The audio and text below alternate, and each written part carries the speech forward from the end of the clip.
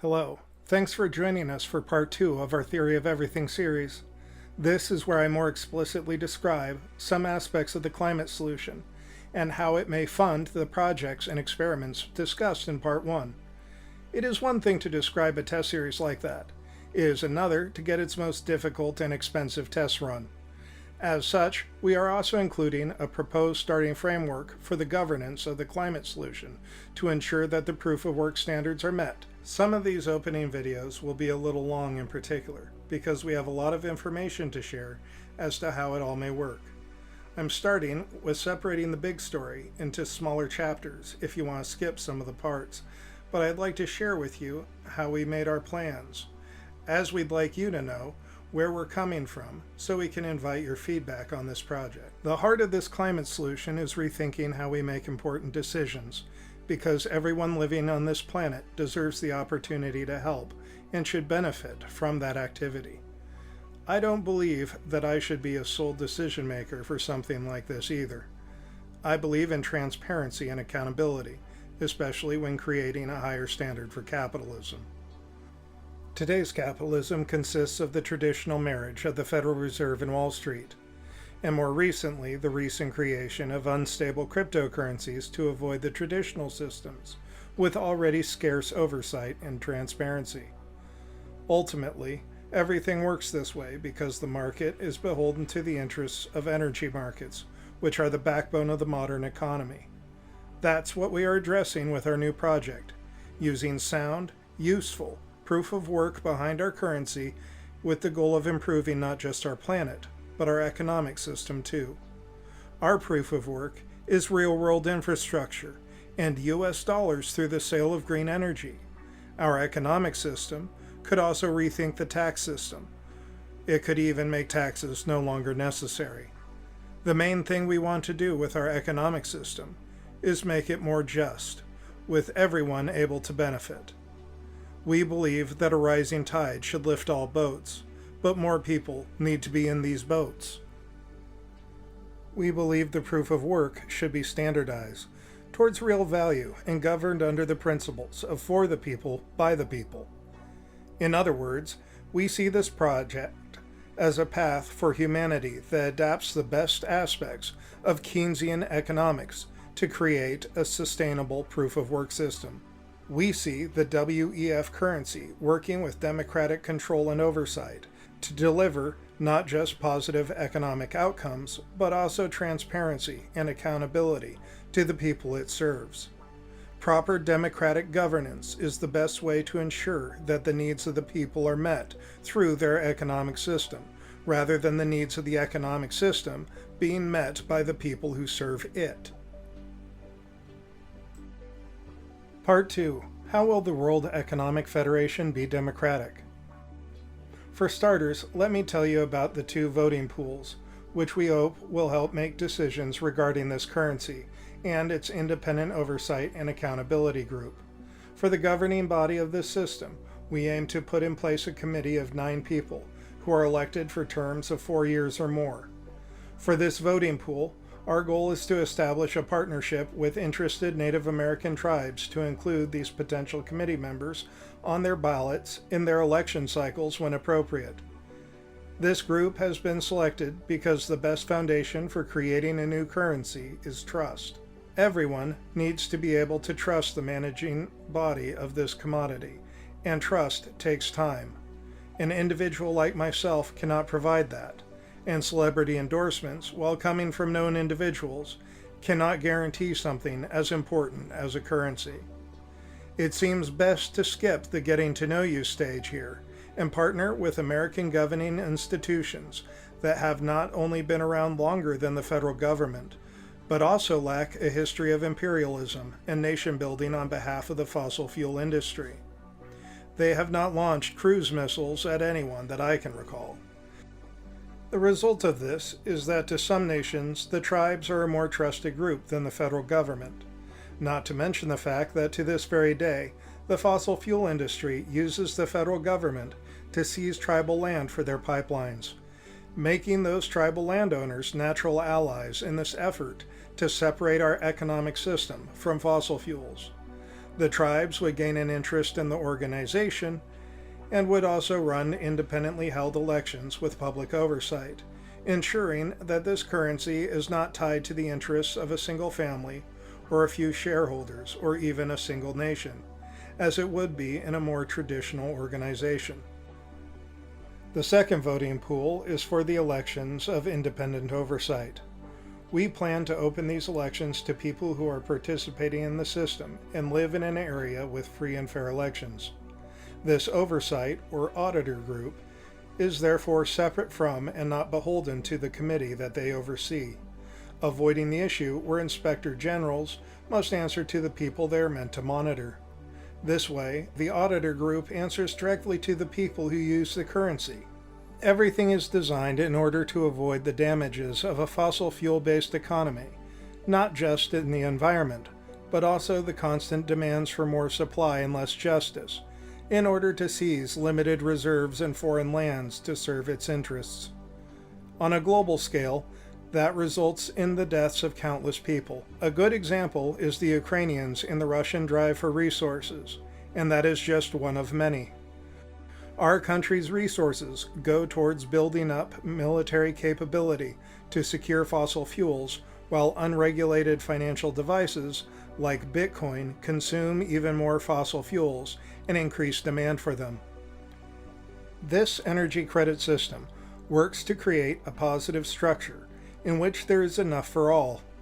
It starts by minimizing encryption costs and continues by creating green energy and infrastructure, constantly feeding and increasing our green fuel reserves and production capacity. This system, in addition to its extensive proof of work standards, will be able to use a living wage as part of its proof of work accounting.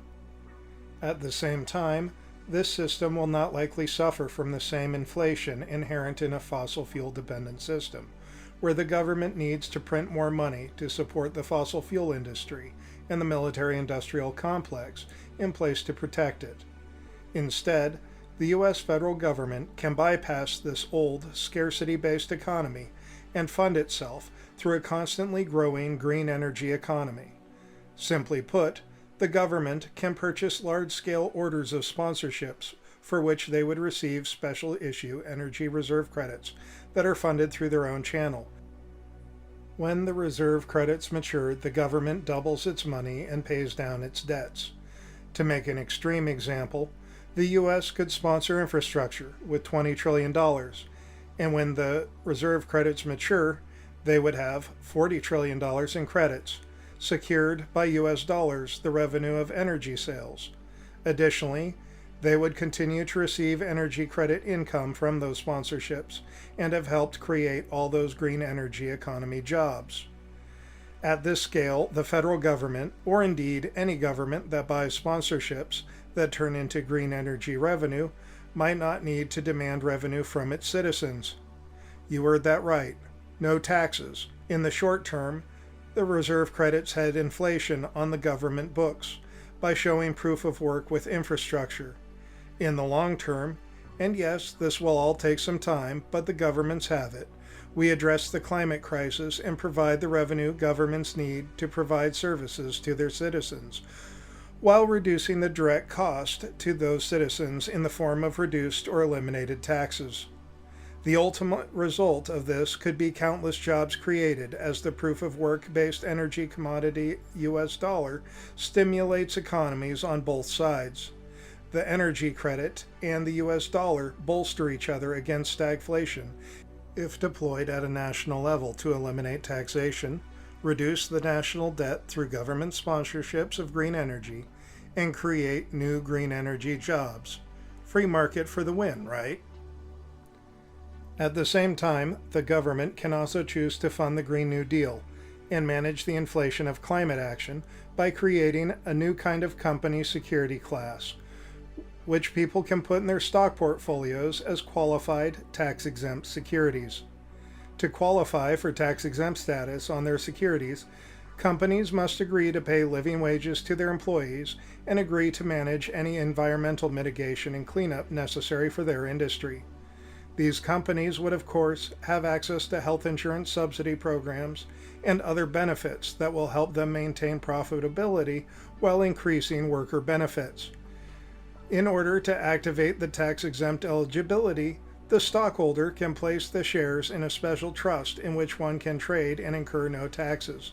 The government then purchases mirroring sponsorships and splits the revenue with the trust holder, giving the shareholder steady tax-free returns on large green energy investment without having to divest from the market, providing scale and market stability, while lowering costs and increasing returns.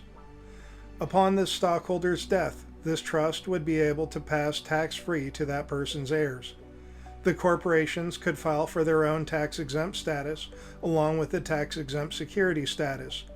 This revenue split, combined with whatever direct sponsorships the government holds, should be able to fund the government. Additionally, the government's operating costs would be lower due to reduced poverty, subsidized health care, clean energy, and a cleaner environment. For each energy credit created for a sponsor, another is reinvested in infrastructure sponsorships to fund meeting our climate goals. Additionally, each government that participates gets an interest in the global revenue. Because of this, less developed nations will be able to get credit based on future global earnings, which they can use to purchase their own sponsorships as well, thus gaining energy reserve credits which can mature and pay down national debt while having the same job-creating effects of a steady stimulus from the global economy, in addition to the jobs that are created from their own development. Another way for the federal government to improve the economy is through managing student debt. The government can cancel student debt in exchange for special issue student debt energy reserve credits. Government gets paid back, students lose the burden, everyone wins. Part 4. Why are we crowdfunding? First and foremost, we want this project to answer to the people who use it through its democratic systems. Bringing in traditional investors leads to split loyalty between the investors' sway and the good of the system's users, be it companies or nations. Our economy needs an honest economic proof of work broker, so all nations can compete against the clock of climate change. We are also not crowdfunding all the way, as I will be covering. We are doing it this way because we see a need to go directly to the people we want involved in this process. Further, the best deployment of this concept, we believe, is creating a pathway for you to enter into subsidized, low to no interest rate loans to build a basic income. The reason the interest would be so low is that the bank could hold on to the energy reserve credits that result from the transaction as collateral, knowing they are equal in value and will eventually be worth double the value upon maturity at launch rates. Further, each wallet account that has been receiving credits has an account subsidy to the bank for the life of the financing that stays associated to the account. Once the loan is paid off, it could be directed to the partnered bank of the account holder's choice, based on the banking institution's business offerings, to subsidize future business between the account holder and the bank. Some banks may even be interested in the idea of simply giving people sponsorships in some cases, and keeping the ERC, which will double their investment in time, and keep the subsidy reserves in perpetuity as payment if they so choose. Also, the Executive Committee will ensure that the value of energy credits is standardized over time.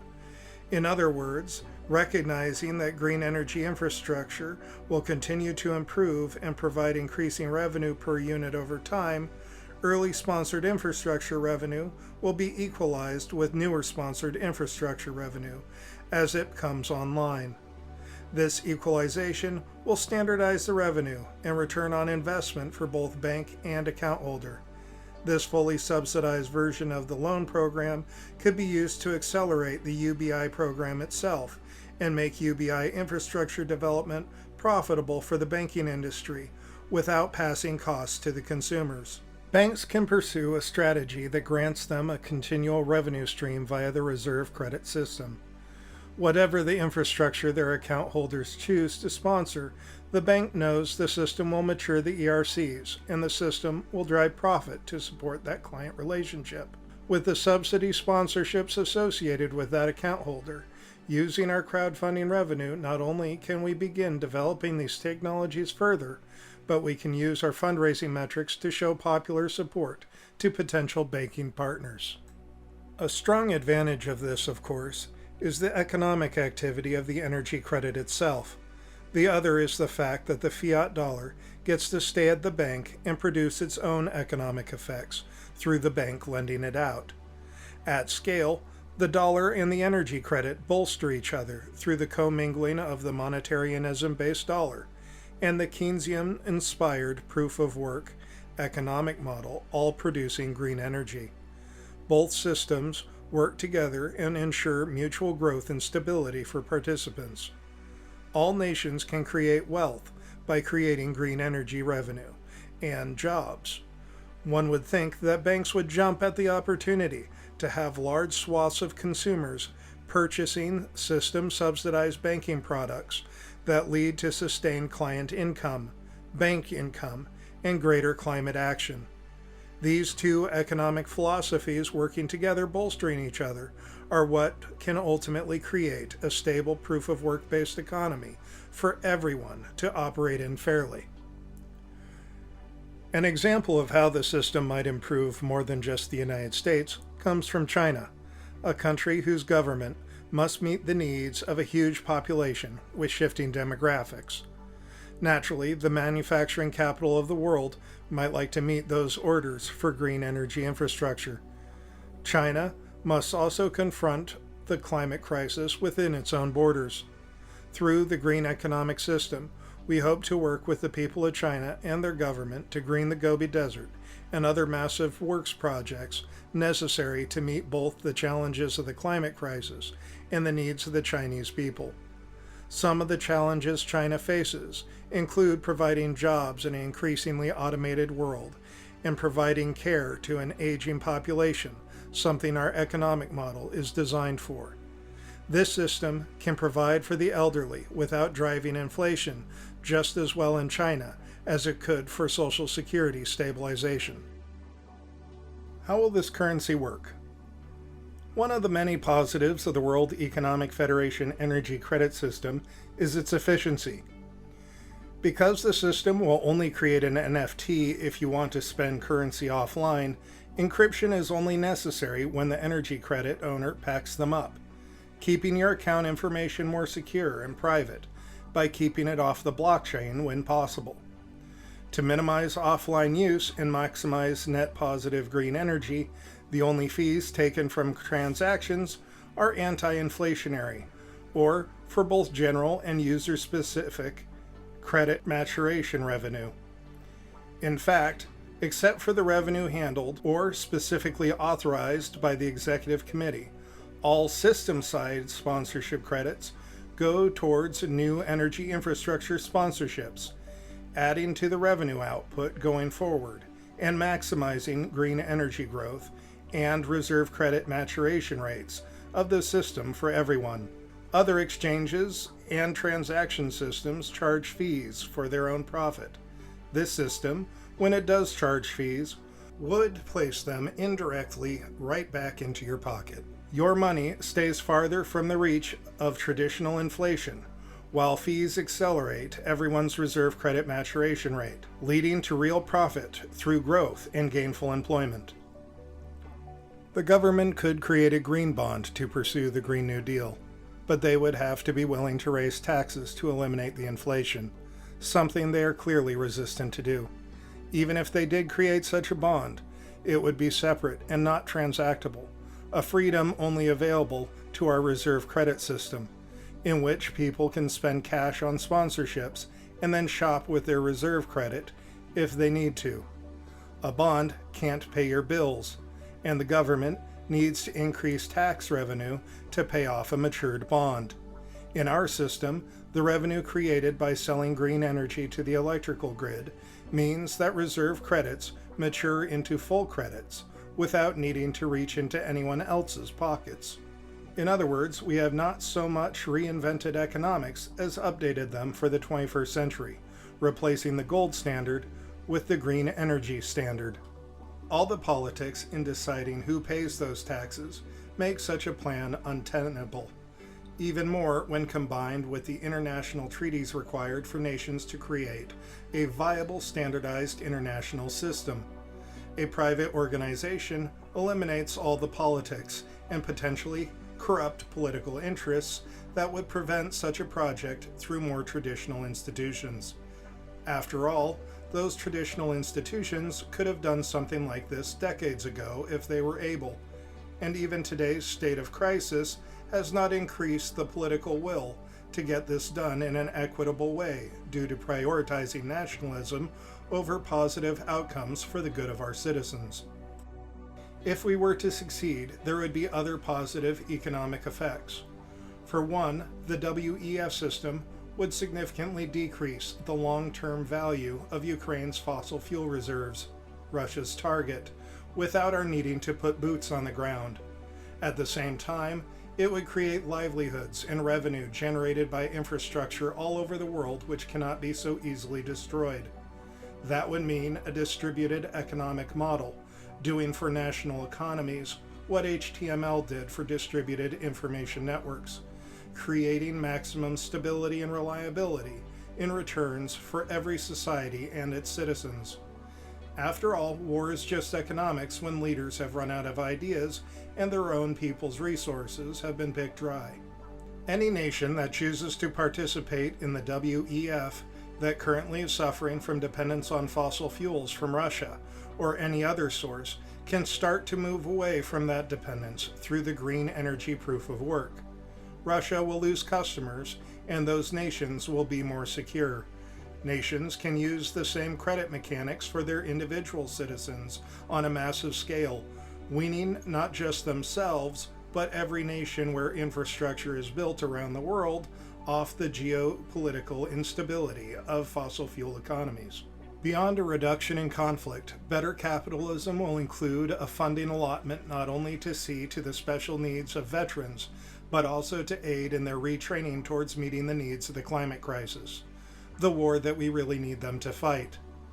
There is not a corporation in the world that can rival the logistical capabilities of a well-trained military, and we are going to need a lot of that know-how to tackle the objective of rebuilding our infrastructure.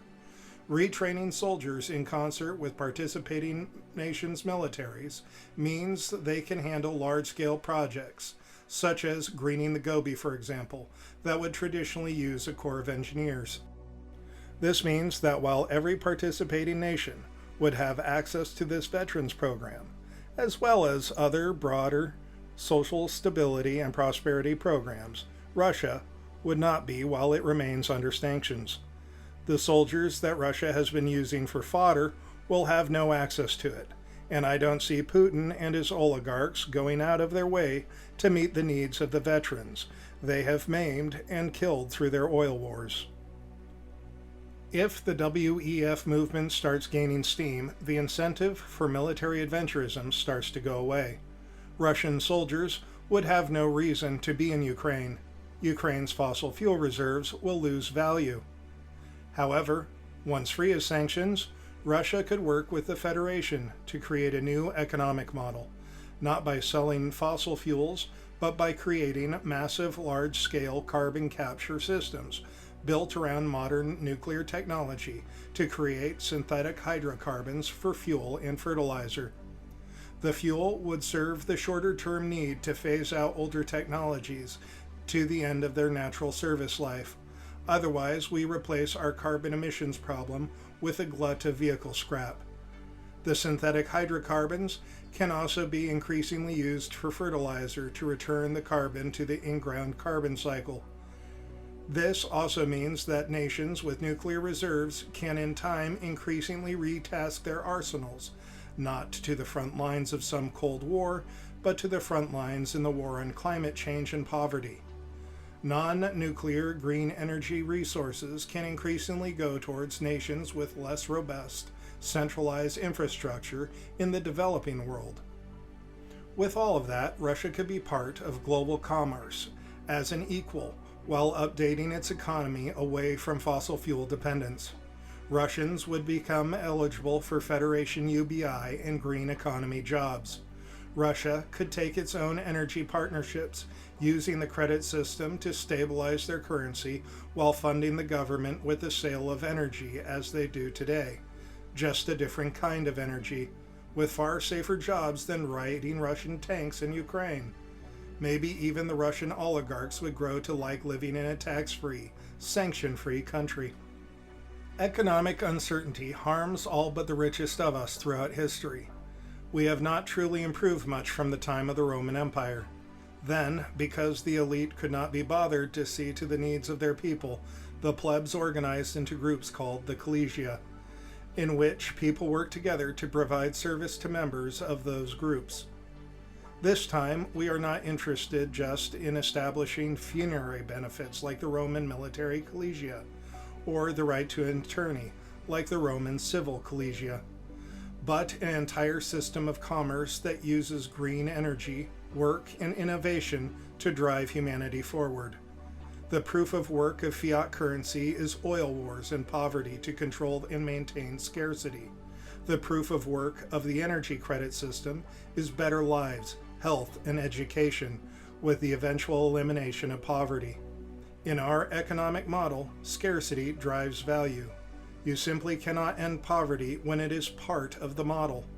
In scarcity-based capitalism, poverty means that it's working as intended. In the WEF system, productivity drives value and brings prosperity. Productivity-based capitalism means poverty is no longer necessary to the system. The fact is, you don't need to embrace socialism to fix capitalism. You just have to get better at capitalism, which means you need to work with better capital than the fiat currency beholden to fossil fuels. How does the government maintain taxing its wealthy so little while refusing to end taxes on the less fortunate, all to prop up the fossil fuel industry? At the same time, ever wonder what happens if wealthy parents were to lend millions of dollars to their kids? Not a gift, mind you, but an actual loan, complete with terms of repayment and interest in a way that does not trigger gift taxes. What happens if that kid is clever and decides to spend it all on green energy sponsorships, for which they are immediately repaid with reserve credits for their purchase in equal value? Might that kid decide to ask their parents if it would be better for their estate planning strategy if they were to get paid back immediately in reserve credits themselves? Therefore, settling the note so they can collect the appreciation. Or they could have the child hold on to the reserve credits to collect the appreciation themselves before repayment. If you have a significant estate yourself, you might be asking your tax attorney these questions, and who can blame you if it's allowed?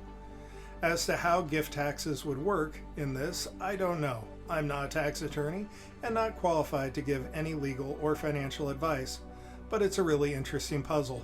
Please, if you do have any insight, drop in the comments below. The only way to block this loan idea that I can think of is to tax loans, which would likely destroy an economy built on credit systems. While you're waiting to hear back from your tax attorney, you might want to calculate your net worth on the stock market and imagine that value as a tax-exempt trust that delivers steady energy credit returns in exchange for the government getting to end taxation. If you are not so lucky as to have a large estate, you might still be interested in a system that makes Social Security sustainable and funds the needs of seniors tax-free through the sale of green energy. The system would not only fund seniors' needs, but also protect their grandchildren's future. As the IRS is less needed in this scenario, those same government employees can transition into meeting the needs for financial oversight that secures the proof of work process on behalf of the American people, a comfortable retirement, or retraining as appropriate. We do not seek to avoid oversight as other companies do, but welcome it by integrating it into our proof of work accountability and transparency system to prevent a single nation or group of nations from rigging the system so that it supports their interests at the expense of others. Finally, the employees would organize themselves according to the task with significant operational transparency in order to maximize coordination between projects and ensure proof of work. In the event that the auditor's office is being mismanaged, the person appointed to the founder seat would be able to fire them for cause. If the reason is inadequate, that decision can be reversed with a vote. If the dismissal stands, the founder seat does not appoint the replacement. Only the auditor's voting pool can do so, and that would be you all who live in the qualifying territories. The founder seat is not even the founder, really. It is the person appointed by the founders to perform the task of watching the watcher, but does not have any other decision-making responsibilities. That way, everyone answers to someone if they have direct decision-making power. By creating an independent international green energy commodity standards, we're empowering sovereign nations to run themselves using this economic model as they see fit, since the proof of work system is fundamentally agnostic to the general surrounding economic model, be it capitalism, communism, socialism, or some combination thereof. There really is no reason to relitigate the 20th century. Our approach in launching our YouTube channel is not only to share developments of this organization, but to also start a conversation with people who want to be part of a climate solution that cannot be so easily filibustered by politicians on the fossil fuel payroll. We have decided to go with Patreon and the subscribe button. Support, no matter how small, will be able to show popular support. We would be able to tell banks that we had X number of clients who are interested in climate action through proof of work economics who contribute Y amount. This shows that progress is being made with or without the support of the greater banking industry, allowing smaller credit unions to come on board in their far fewer resources. This way, the fossil fuel banking industry will have to compete with the green banking industry with subsidized accounts and access to sponsorship inventory, one way or another, all in time. Other questions for the comments section. Do you all have opinions on who might be good for the inaugural 9-seat executive committee or other key roles as resources become available? Shall we do organized rallies to raise awareness of our interests in phasing out taxation as part of the Green Compromise?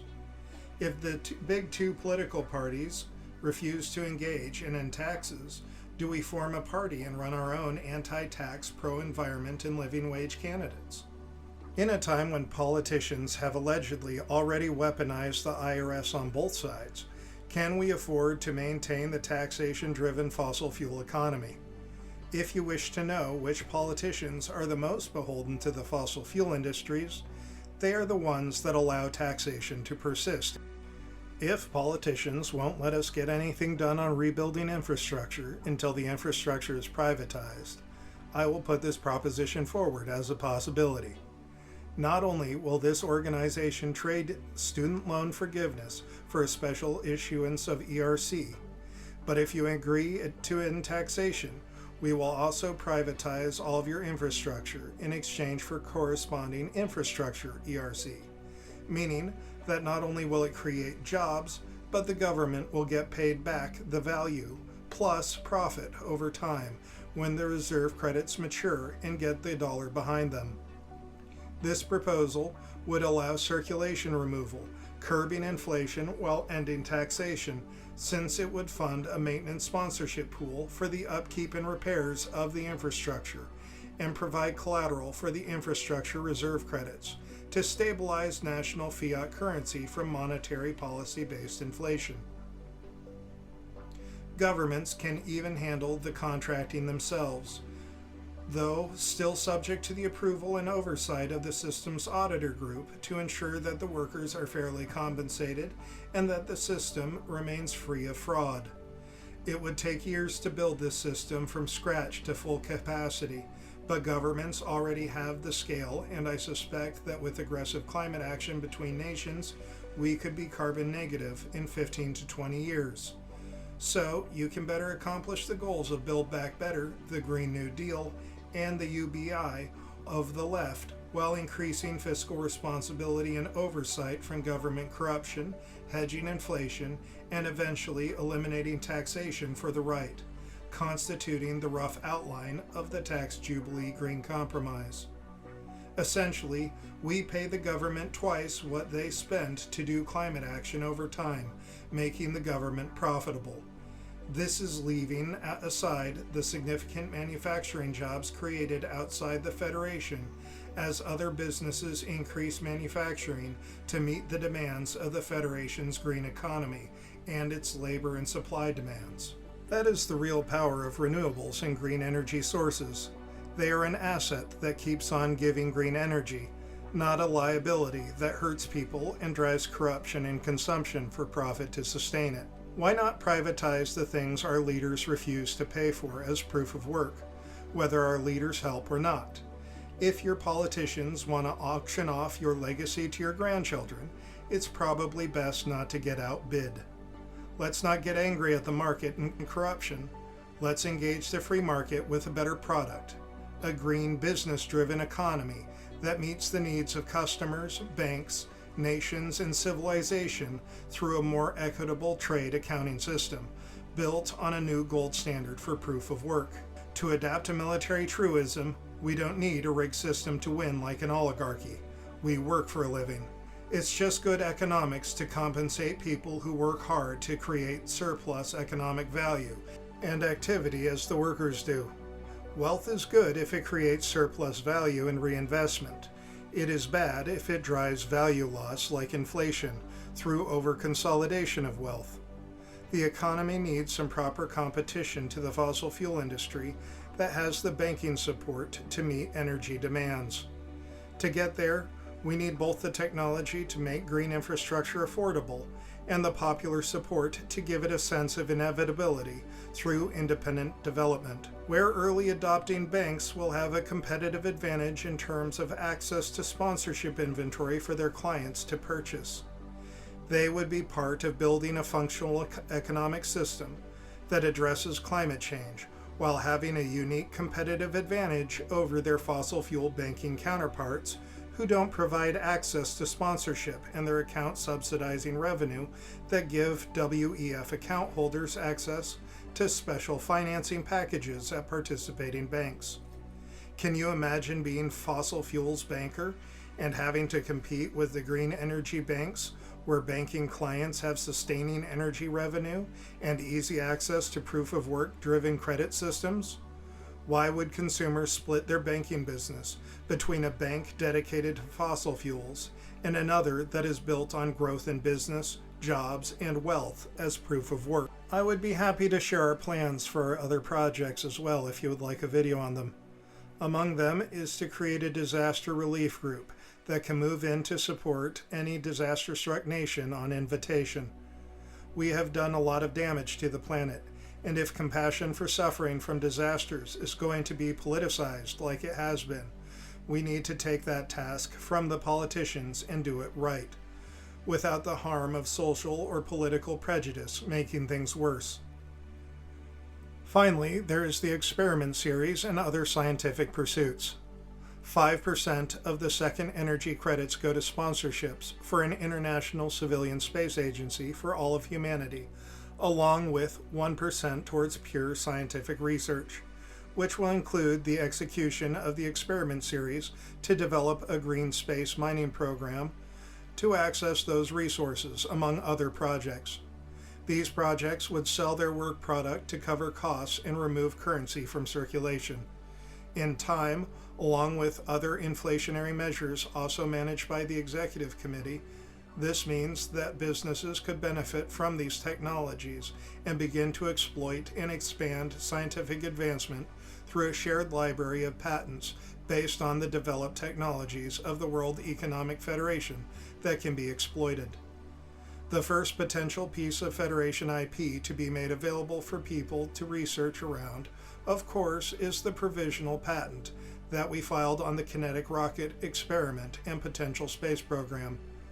Ideally, the material sciences of the aerospace industry would allow kinetic rockets to leave the page to become fleets of a new form of spaceplane that could fully decentralize and democratize space, as they did with the post-World War II aviation boom that has made air travel so affordable. Maybe the same can be done for space. I will let you know what universities and schools will be receiving revenue for the subsidized education and training programs as they sign on while the Federation builds its partnerships. That way, whether the physics are good or not, there will be plenty of more qualified minds to figure out what I could not. And if the core and much of the information prove accurate, the world might get a lot more fun. I am hoping schools will need a lot of jobs trained beyond green energy. If you have made it this far into our two-part series on our theory of everything and how to try to prove it, thank you, and I hope I have been clear enough.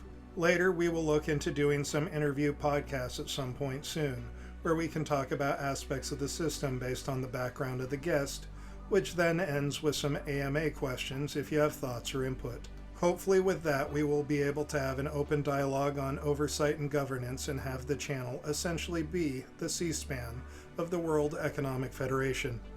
We will eventually develop a full suite of tools, including digital wallets, forums, pre-orders on sponsorships, and such.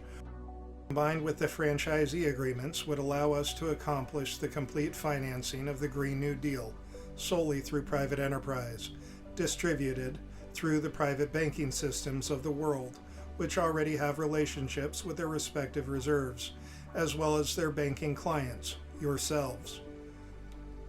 Let me know below what you might like the next video to cover, and I will put out what I can while working on other aspects of this project.